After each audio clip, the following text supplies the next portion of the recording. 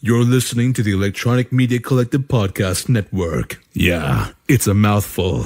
For more great shows like the one you're about to enjoy, visit electronicmediacollective.com. And now, our feature presentation. This is Jesse, and in the future, Christmas is the future that the liberals want. This is Randy. In the future, we'll look back on this dark time of history and wonder how people really survived the war on Christmas. This is Melanie.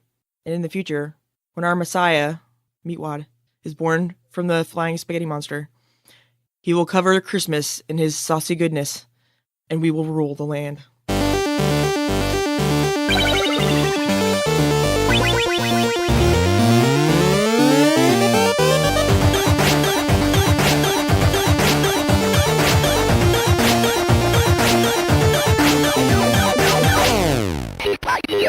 Welcome to the Grawlix podcast, episode number 82. It's our saucy Christmas special. Ooh, spicy. What makes it a Christmas special? It's Christmas time. We're going to talk about Tank Girl. You know. Yeah, that's the classic Christmassy Christmas of all time. Yeah. It's filled with more Christmas spirit than eggnog is. Yep. Yeah, because eggnog's full of rum. Yeah, that's a different kind of spirits. Yep, It's true. This is our pull list episode for December. Also, happy holidays to non-Christmas celebrating people. Yeah. Yeah.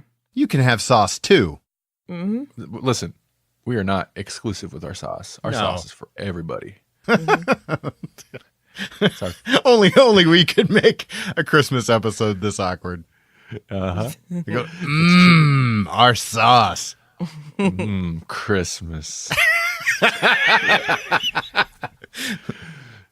Saucemas. Okay. Saucemas. Ground zero. We're at ground zero in the war on Saucemas. Yes. Oh. Okay, so this episode is our poll list episode in which we I'm just going to do it. That's my Christmas present to Melanie, just for this episode, of course, in which our poll list is... Wait. And what is our poll list, I ask? I'll tell me. I gotta stop and just be embarrassed for a moment. I like it. I almost laughed, though. So we have a poll on the website, grawlixpodcast.com. It's GRAWLIX podcast.com. You should go there because there's a poll that you can vote on, as in... Polling booth Yes. where you vote. And on this is a bunch of comics. You can vote on one or add a new one, and every month we look at the one with the most votes, the most popular, the winner. And that's what we read and review next month. So what was the winner last month that we're talking about this episode? That was Tank Girl. I feel like you do this job way better than I do. That's fine. You did good, baby. Thanks. Yes, Tank Girl. And we'll get into more about which Tank Girl we chose in a moment. But, Jesse, I bet you know what's coming up I bet you really know what's in the future. I know what's in the future. What we're reading for the far-flung future of 2019. Whoa. Yeah. January 2019, we're going to be reading and discussing Chew from Image Comics. Awesome. That's a winner. Yep, he's going to be chewing all up on that Christmas sauce. And that's going to be our New Year's resolution is Christmas sauce. What would he learn from Christmas sauce? He'd learn all about the spaghetti monster and his son Meatwad. Oh, that's true. Jesse, have you ever read any Chew? I have not, but I Ooh, specifically sought out a Humble Bundle because it included Chew, and I had heard great things. Maybe from you guys, maybe from everyone. I don't know. Yeah, probably from everyone. Probably Yeah, from we've everyone. read some Chew. Yeah. They made a freaking Chew crossover with Revival? Nothing alike, but they made it a crossover because it's good. Yeah. So I'm excited. This gives me a good excuse to read the Chew that I already paid for. So that's excellent. Yeah, and it's good. It's a good fun book. Now, I don't have a whole lot of in-house news before we actually get to talking about Tank Girl this episode. I will say it's holiday time. If you haven't checked out our brother, sister, child podcast, our spin-off podcast, Grawlix Cinematic Universe, in which Jasper and myself talk about movies. You should do so because this month we're doing the holiday movies. Timely. Some people, yeah, timely. Yeah. Timely. Any excuse to throw in, I don't know, there's certain movies you got to do eventually. You got to cover eventually, and that's a perfect excuse. And also, last episode on GCU, we did some holiday horror movies. So, ooh, awesome. Next episode is Home Alone and Die Hard. I'm very much looking forward to that. Mm-hmm. You know, if I think GCU would be like when the Greek gods would like spew babies out of their foreheads and stuff. That's what it is. So, are we the Greek gods in this case? Yes. And we spewed out GCU from our foreheads? Uh-huh. Interesting. That seems appropriate, I guess. Yeah. Other than that, you know, 2018's almost up. We got a little look back coming up as well. Mm-hmm. Yeah. There's lots more women in politics. Yay. And sauce. There is. And sauce.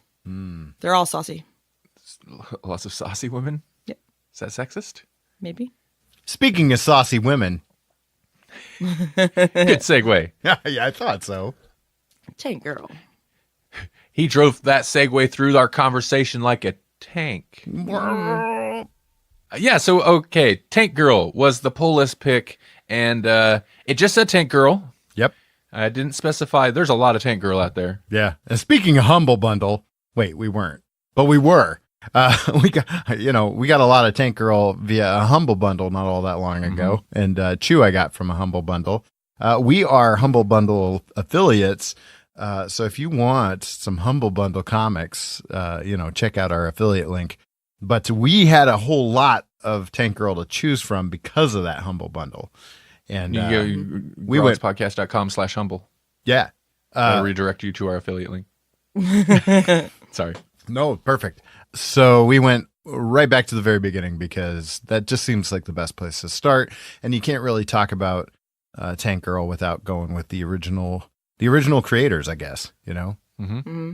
Yeah, right back to the beginning. Specifically, let me open it up here. Issue 1. Yes. I don't know if they do. How do they do their things? Okay, so this was what was it called? It was like the Tank Girl 30th anniversary. Full color classic or something like that. Yeah, full color classic #1, which collected several of the first issues, and it started kind of like Milk and Cheese, which is maybe not super surprising with the given the format, as like a comic that appeared in one of these zines, like a zine, like a magazine, right? And I don't know with what kind of regularity that happens, but yeah. So what we read consists of a lot of shorter stories, a couple pages, few, more than Milk and Cheese. Milk and Cheese usually seemed relegated to 2 to 3 pages, maybe 2 to 4, and this one is about 2 to like 6 or so. It's a little longer sometimes. Featured in Deadline magazine, is that right? Yeah, that's weird. But the collection that we read is distributed through Titan Comics, and the original. This is as the title would indicate, color. Originally, they were black and white. I was going to say, I was very surprised by all the color. I was like, what? I like how it's put. I don't remember where. Maybe it was the promotional material, but it was colored modern, like recently for this release. Like it was, what would you call it? Remastered, so to speak. Yeah. But they said they colored it in the style of comics at that time. So the color palette and stuff would super bright. Yeah. Mostly flats.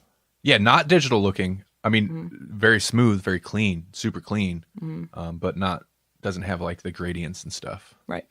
Tank Girl was originally published in the legendary Deadline magazine between the years of 1988 to 1995, drawn and written for the most part by Jamie Hewlett and Alan Martin. It mixed a punk aesthetic with Looney Tunes style adventures. In this anniversary series, we reappraise the initial run of comics giving them a shiny new full-color treatment in a style consistent with their age and original production, and add context with artwork, strips, and photos from the Hewlett and Martin archives. Happy birthday, Tank Girl. So that's right from the inside of the cover of this issue. Yeah, and it's the 30th anniversary, which was this year. So this was released earlier in the year. Mm-hmm. What issues does this cover? Do you remember? Probably lots because they go real quick. They do. I'll be honest, people. I only got halfway through it today. Yeah, it was very possible that Melanie wasn't going to be able to make these episodes. I didn't think I was going to be here. Yeah, so she didn't get a chance to get to it till just before we started recording. I should be out in a blizzard right now, but I'm not. I'm here with you. Which I'm glad. Instead. But I feel like with Tank Girl, yeah, obviously it would have been better if you would have been able to read the whole thing, had time to read the whole thing, but I got the gist of it already. The plot's not really the thing. Yeah. I think you'll be able to talk about it with us just fine. Yeah, because Tank Girl is Tank Girl. It's more of a character driven story for the most part. At least in these early issues there are. Okay, I can't find specifics, but it says number 1 contains the stories from 1988 to 1989. Okay, so it's like year 1. Yeah, basically it's like year 1. Okay, so it does kind of have a plot that, I mean, less so in the first couple, but there is. This actually had like a prologue bit. Like I opened up the Tank Girl black and white classics, and it starts in a different place. So like I think this prologue bit was written maybe later and then added in. I could be wrong, but it seemed like this had a little extra at the beginning. There is a little bit of like, it's not like an ongoing plot, but there is kind of a through line. You get the sense that it's not just like Milk and Cheese where it's like totally a Looney Tunes reboot. Every strip is like, you know, whatever, here's just a situation with them. Each story plays out like that in this, but you do get a sense that there's some sense of continuity from story to story. And a world too. Yeah. Yeah. There's characters that kind of are introduced in an installment and then later they might be a bigger character in that story and then they might die and they're gone. So, yeah. But the plot of the actual installments is pretty kind of all over the place, you know? Yeah. At least in this book. So Tank Girl.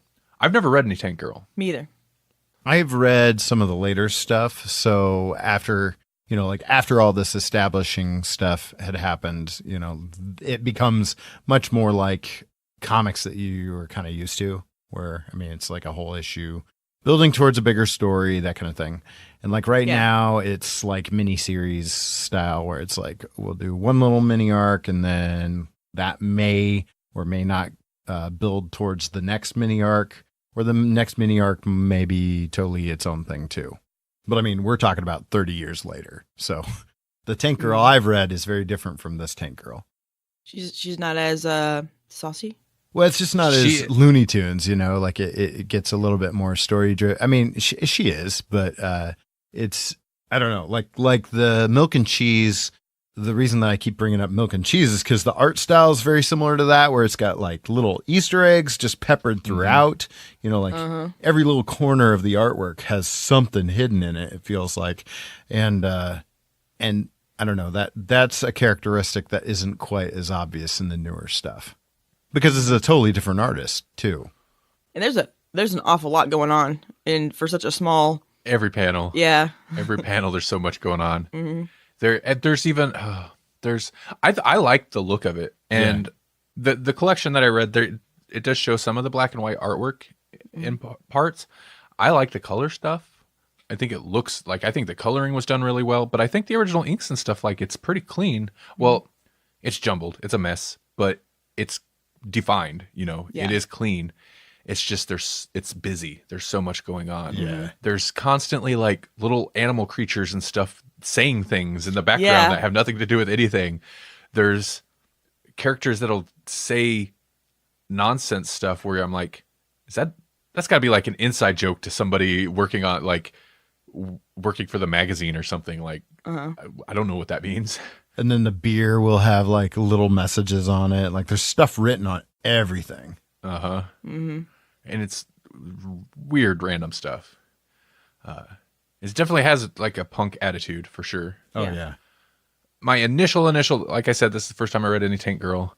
I'd seen the movie back in the day. I don't know how much we want to get into that, but He doesn't like it. I'm not really a fan of the movie, but I was still interested to see the comic. And initially, the first couple of stories, I was kind of like, oh man, it's just so busy and random, like just a bunch of stuff happening for no reason. And it wasn't bad, but I'm like, I don't know if I can handle this much of it. Right. But a few into it, and it does continue to be kind of this random things happening. But I was like, yeah, but a couple more into it, I was on board. Like, I think it's all right. It was pretty entertaining. It feels like the first few stories are super short, and they are just like, here's some guys, here's Tank Girl. She's gonna drive through a party and kill a bunch of people, and then have sex with a kangaroo. End of story. It's like, Right. oh, okay. But then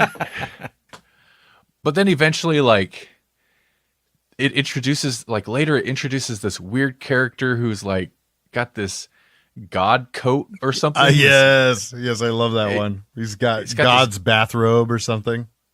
Yeah, and it's this super crazy magical weaponized bathrobe, and he shows up, and it's a bit random craziness, but then she ends up with it. She rips it up and uses part of it as like a sleeve as a tube top or something, and then the devil shows up because he wants this thing, and it's like, it's still random craziness, but there's a little plot there. You know, it's not just here's a bounty hunter, here's Tank Girl, which at the first it's a lot of that. Here's bounty hunter, here's Tank Girl.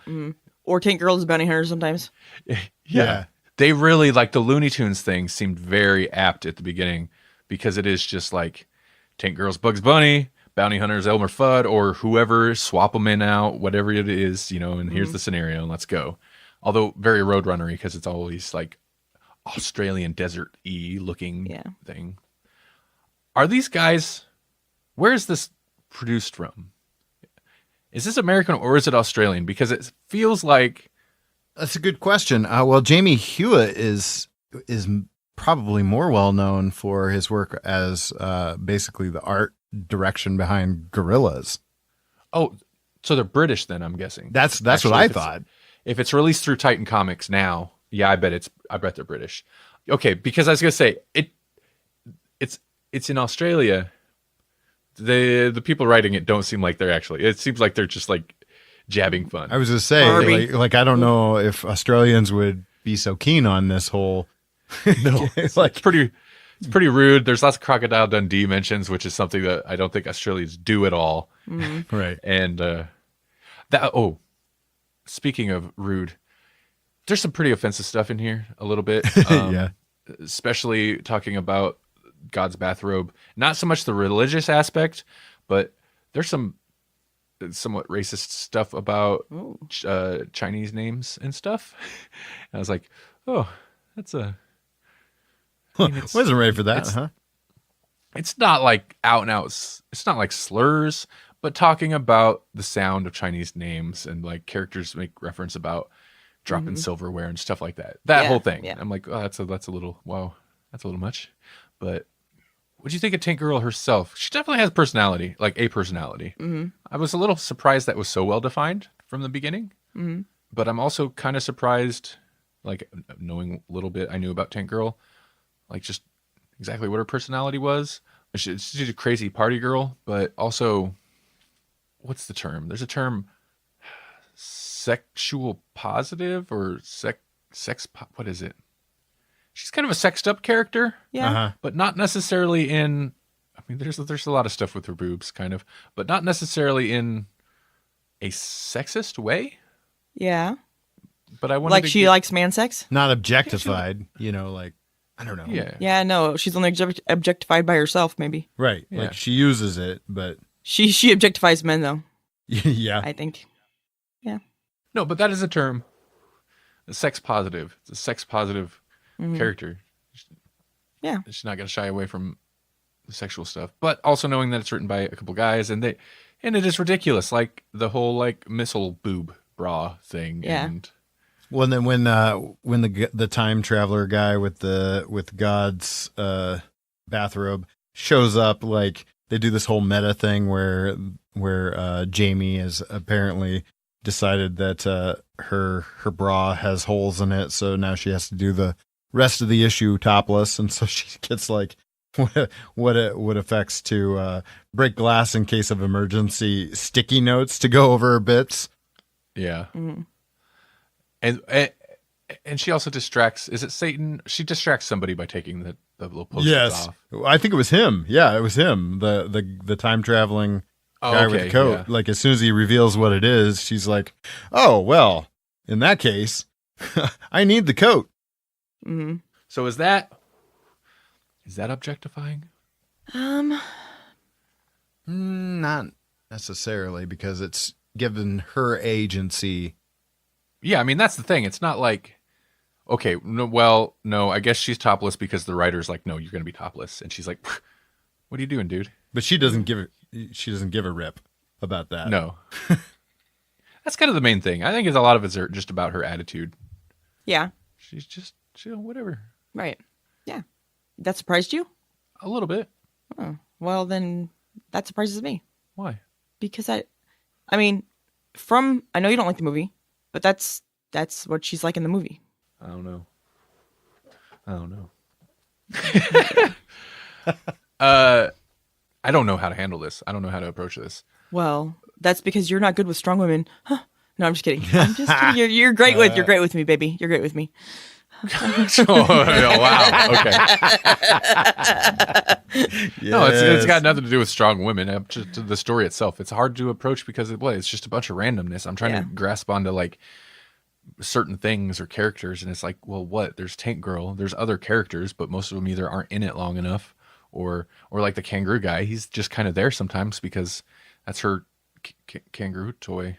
Yeah. I like her backpack. She's got this backpack with like a koala on it or something all the time. Mm-hmm. And he's always saying weird things and looking scared. Well, that's the thing is there's not like that's the biggest plot that is in this collection is God's bathrobe. That and then the guy that's like trying to hunt her down for whatever reason, but that's not even really like a strong, like it doesn't carry forward beyond that quick storyline. God's bathrobe is the one that actually spans over more than one issue. Mm-hmm. Mm-hmm. And then you have like to round out the issue, you basically have this interchange between her and the kind of witch doctor-y looking guy, basically hinting that she has like this big future ahead of her, but doesn't really say what that is.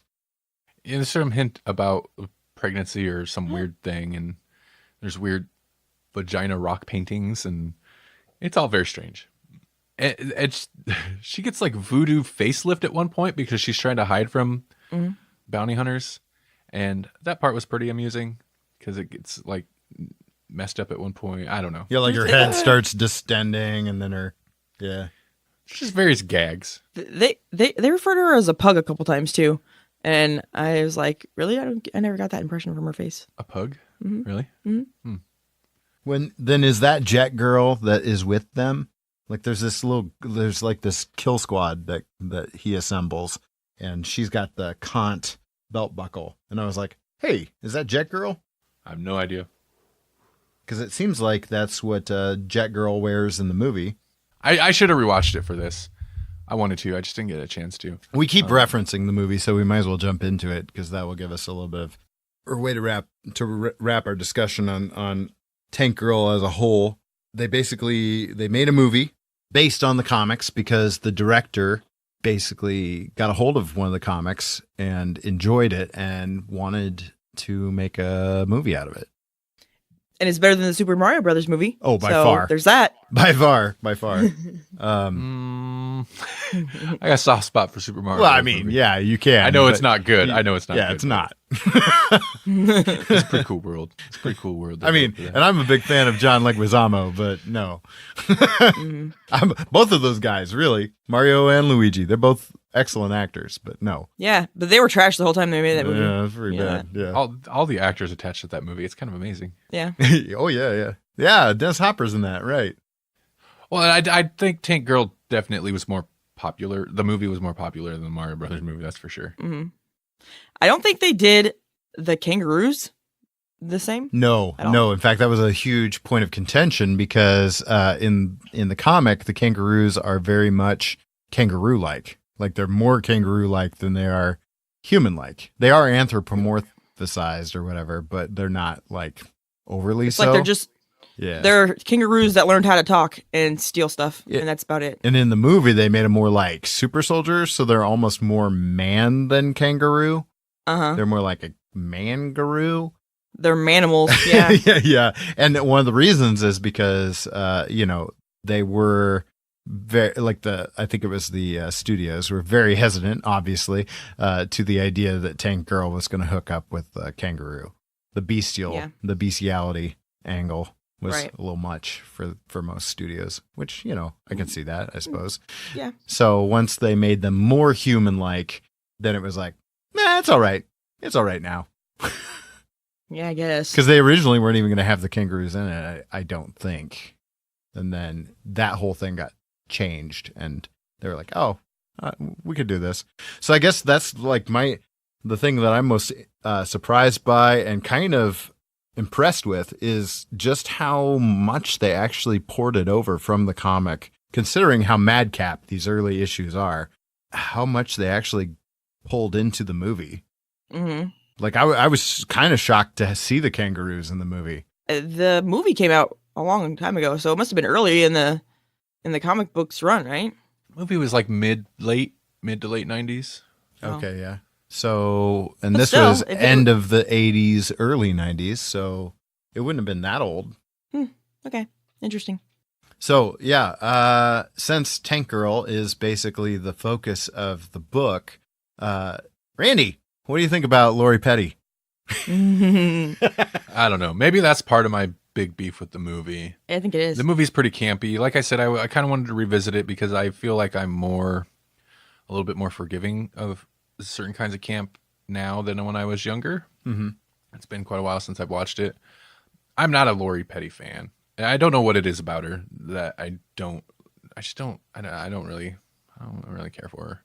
Her performances, maybe, would be a more polite way to put it. I don't care for her performances. I don't know. Something, whatever. She's just not my Cup of tea. Not my jam. You're Not my British. jam. You're British cup of tea. She's not a dainty, delicate porcelain cup. She doesn't have to be a dainty, delicate porcelain cup. I like non-dainty, delicate porcelain cup. I like other kinds of oddly specific clayware, earthenware, or cupware, drinkware. Yeah. Yeah. I have tea party with the tough tea cups. Mm-hmm. I don't know. I just don't really care for her. And like I said, I before we were recording off mic, I have seen Tank Girl a lot because I used to hang out with people who love this movie, but they also, I think, love this movie because they loved Lori Petty. Mm-hmm. And I just didn't understand it. I was like, okay, whatever. Right. I wouldn't say But it's Lori Petty. I'm like, that's not enough for me. I wouldn't say that I love the movie, but I was okay with it. I've seen it quite a few times because it was on TV a lot. I feel like, but I do like Lori Petty, and I would say as a young woman, she was a positive influence for me, and maybe that's why I like her more than you like her. Well, these people that I was talking about were young women too. So Right. That makes sense. Yes, that's what I'm saying. Well, when I was a young woman, I wasn't. So Right. Yeah. It's interesting that we actually made the connection to Super Mario Brothers because it almost reminds me of. Did you guys ever watch The Pest with John Leguizamo? unfortunately, parts. Unfortunately, parts. Yeah, this feels like a similar kind of character. Like The Pest. Like he was very Looney Tunes. He was all over the place. Very madcap. And kind of the same kind of portrayal from Lori Petty in terms of how she played Tank Girl. After reading the book, the only criticism I have, and I don't even know how you would play this any differently. Like, I don't know how you'd get someone to play Tank Girl the same as in the book, because she is madcap, but she seemed almost a little too cute in the movie. And I want her to be I want her to be almost one step more punk rock, like a little more punch you in the face and a little less wink, say something cute, run off. Right. I can see that. Oh yeah, she'd punch you in the face and say something vulgar, and then maybe run off. Yeah. And only if it was funny to her, kind of thing. Right. Yeah. So I guess that's, if I have a criticism about her portrayal, it's that the punk could have been dialed up a notch. But I do love, like, she doesn't have as much punk as I'd like, but I do like the spunk. And I don't know where the less balance punk, more is. spunk. Yeah. Then they had the whole like dance number thing randomly in the middle, where it almost became a musical for a second, and it was almost a little too classy. And I was like, huh. But the things that I really do like about the movie, like there's that whole scene where they're like playing against, again, objectifying women, that whole idea where they're at, what's that place's name? Like Liquid Vision or something. I don't even know what the place is, but it's like basically a strip club or whatever. And all of the women are. And water park. In water park? What is it? Oh, it's a And water water park park. too. Yeah. Yeah. And it's like it's almost like fembots. Like they have like a orientation program, and you have to look like this when you're done. And she basically like does everything the opposite of the program, and has her bizarre fashion reaction to it. Which that whole scene was pretty fun. I think that she's really smart for not having hair, because why would you want to wash hair when there's no water? That's silly. Nope, just need a little fluff, that little bang fluff. Yeah. I guess that was one thing where I was like, she has too much hair in this movie. Yeah, she has like no hair in the comic. Yeah. And she has like A tuft or two. she's got like almost little piggy braids, but they're not really centered anywhere. Yeah. And it changes a little bit from story to story. Right. I like some of the random like outfits she's got in the comic. Specifically the one with I don't know why she even had it on. It was her, right? It's like the pink hockey mask. Yeah. Oh, yeah, that she was her. did. Okay. Yeah. I thought that costume was awesome. Right. And of course with the cigarette hanging out the like hockey mask hole. She had I like thought that was because ska pants too, like checkered black and white ska pants. I thought that was because she fell on her face in the issue before that. Oh, that could be. Oh, that might be. I could be wrong, but yeah. If you were to remake Tank Girl, Yeah. I know we don't necessarily know young actresses, but who would you cast as Tank Girl? I want Edward Furlong. I'm gonna walk out and see somebody on their porch and be like, "You're my new star." Yeah. Oh, is that how they found Furlong? That's how they found Furlong, and It did you not can tell pan out very well for him. And for anyone. I didn't expect it to be so hard to talk about this comic.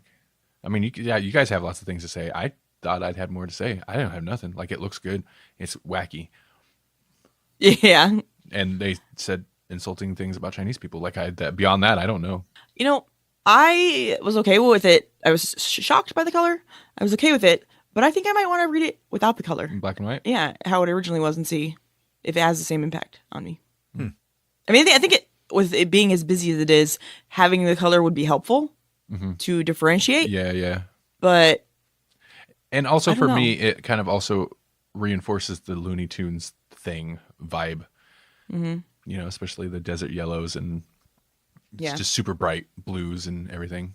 Right. I'd kind of like hockey to mask. read some of the like the transitional stuff, because Hewitt and Martin, they're credited with the creation of Tank Girl, but in the grand scheme of things, they've written not very much Tank Girl comparatively.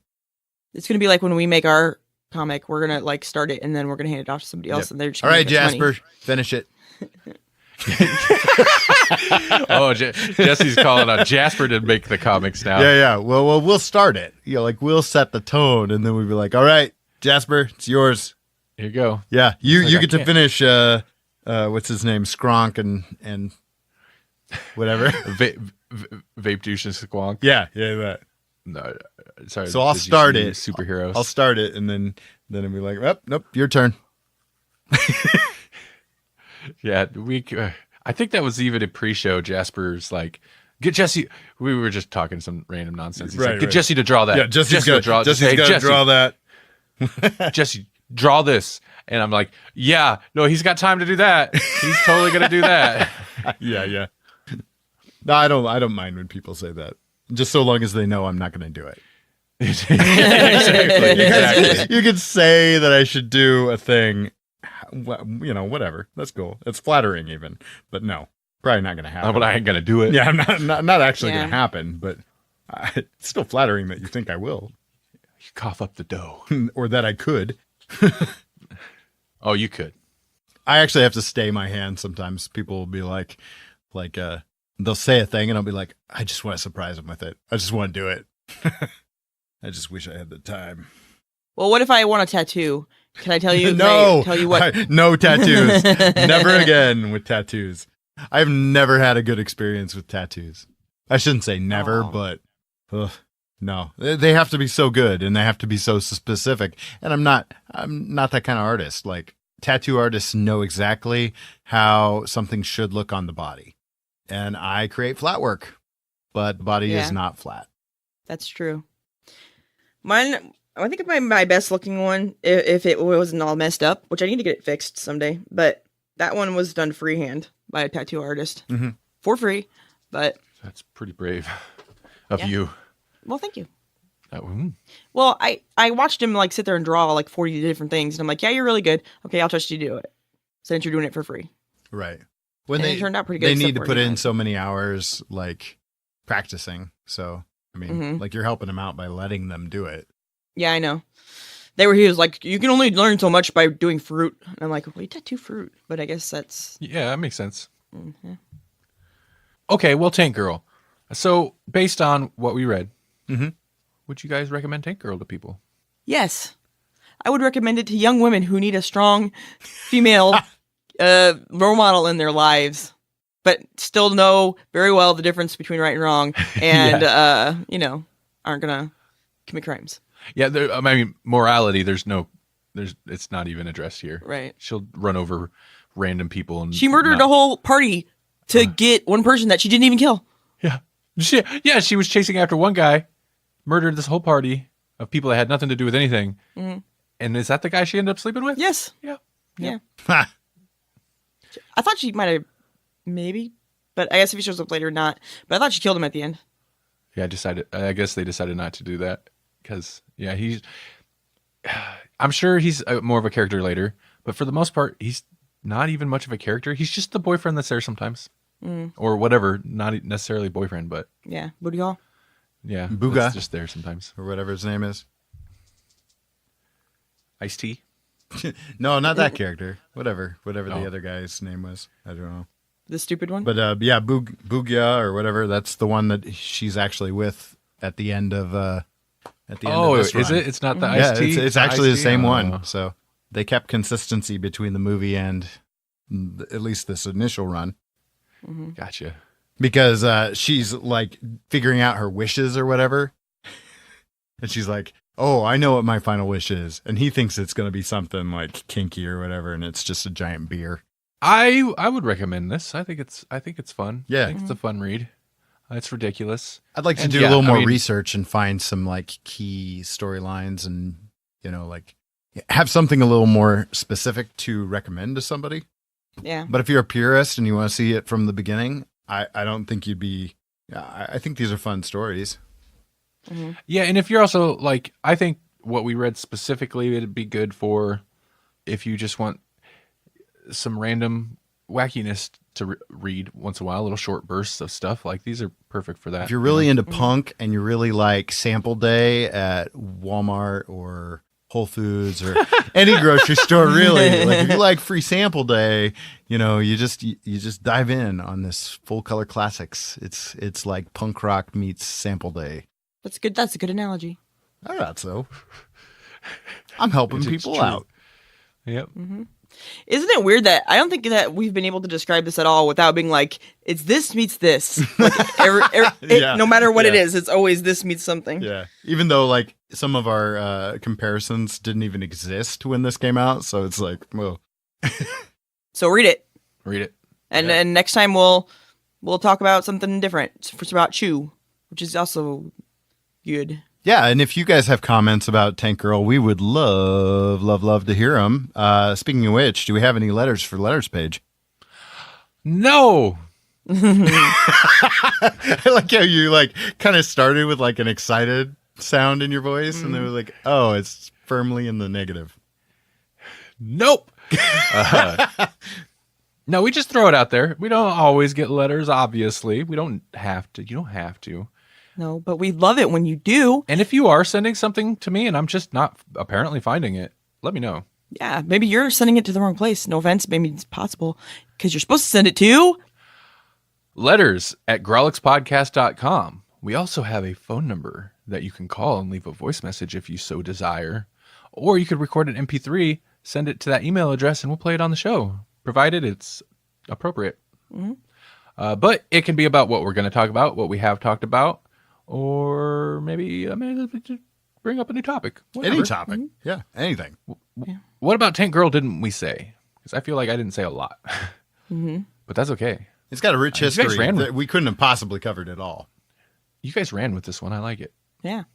Well, I know Jesse kind of wanted to tackle this a little bit like we did Judge Dredd, where we picked and chose various short things to get, short stories to get a little bit broader overview of the series. But for simplicity's sake, I was like, well, let's go with this. This is entertaining, and it was a good amount of pages. It was a good page count. It was a good intro. Yeah. Who was the big-headed judge? Was that like a clone of his dead brother or something like that? What was that story? I don't remember. Are you talking? Was that Rico? Judge Death? Mm-hmm. Judge Death? No. No. It was like one of them had a big head and he was telepathic or Was that the baby or whatever? Telekinetic. Judge Baby? I don't know. Maybe. I don't know what that was about. I don't know. But anyway, it doesn't matter. That's a different story. It is. For another time. Yeah. There you go.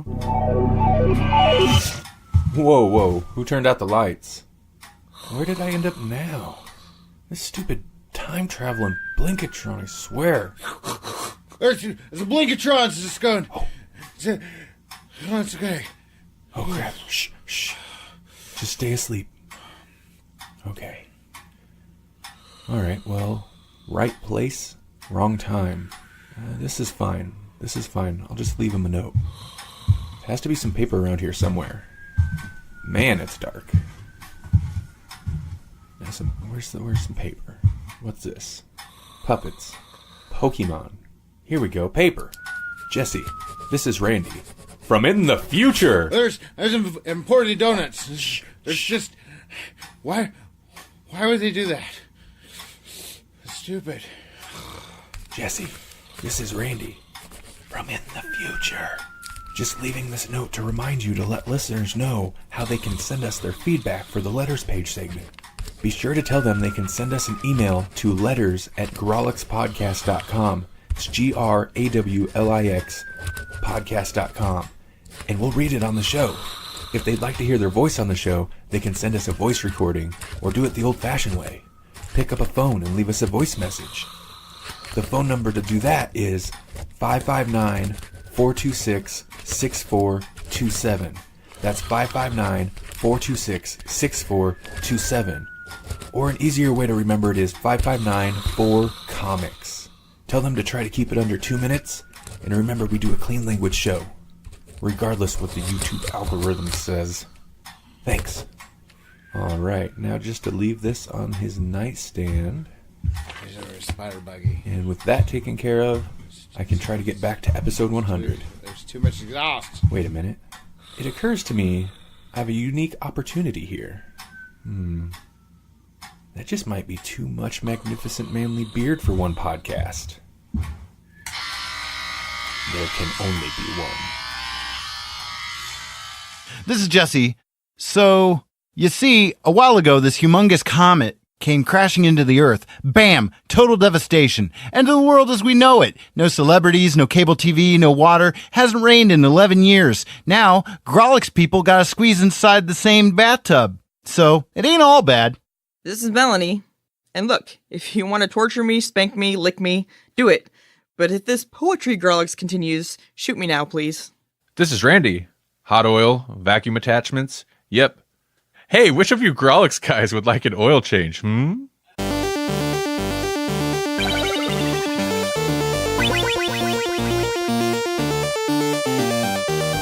Thank you for listening to the Grawlix Podcast. The Grawlix Podcast is a production of the Electronic Media Collective and Vorpal Arrow Studios. For more Grawlix Podcast, visit grawlixpodcast.com. Like us on Facebook at facebook.com/GrawlixPodcast, or follow us on Twitter at GrawlixPodcast.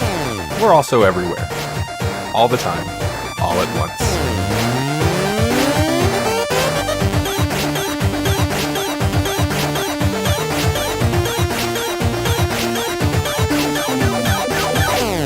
When our Messiah, Meatwad, is born from the flying spaghetti monster, he will cover Christmas in his saucy goodness, and we will rule the land. Wow. Okay. I almost lost it at Meatwad. Yeah, I like it. Meatwad, this flying Because I'm a spaghetti 12-year-old monster. boy. Saucy Christmas. Mm-hmm. It's a saucy Christmas. Yep, that's what we're going to have from now on. Sauces.